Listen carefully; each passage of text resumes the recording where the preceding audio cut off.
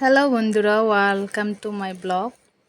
তো আজকে আবার অনেক দিন পরে আপনাদের সঙ্গে একটা রেসিপি শেয়ার করব। এটা হচ্ছে কসুর শাক। তো আমি এখানে সব কিছু দিয়ে আগে থেকে বসিয়ে দিয়েছি। ক্লিপগুলি নিতে আমার মনে নেই, তাই ওখানে যতটুকু পাচ্ছি ততটুকুই ক্লিপগুলো নিতেছি। তো এখানে আমি শীতল সুরকি, মরিচ, লবণ আর হলুদ দিয়ে বসিয়ে দিয়েছি কচুর শাককে।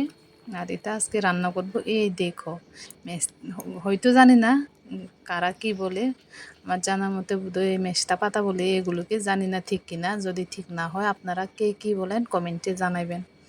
এগুলি ধুয়ে সুন্দরভাবে বেছে রেখেছি, ওখানে এটা দিয়ে দেব। এটাকে ওখানে কচু শাকের মধ্যে দিয়ে দিলাম। তো এটাকে দেওয়ার পর কিছুক্ষণ অপেক্ষা করব যাতে পাতাগুলি সুন্দরভাবে সিদ্ধ হয়ে আসে।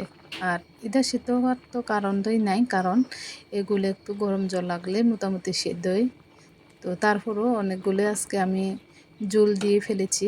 তো জলগুলি যতক্ষণ না শুকাইব ততক্ষণ আমি তরকারিগুলি নাড়াতে থাকবো। তো এই দেখো, আস্তে আস্তে মোটামুটি জল শুকিয়ে এসেছে। আর একটু যদি টানা টানা হয়ে যায় আমার সবজি আজকে রেডি। তো আপনারা এভাবে খেয়েছেন কিনা সবাই কমেন্টে জানাবেন। আর যদি ভিডিওটি ভালো লাগে সবাই লাইক, কমেন্ট এবং শেয়ার করে দিবেন। তো আবার নতুন রেসিপি নিয়ে হাজির হব।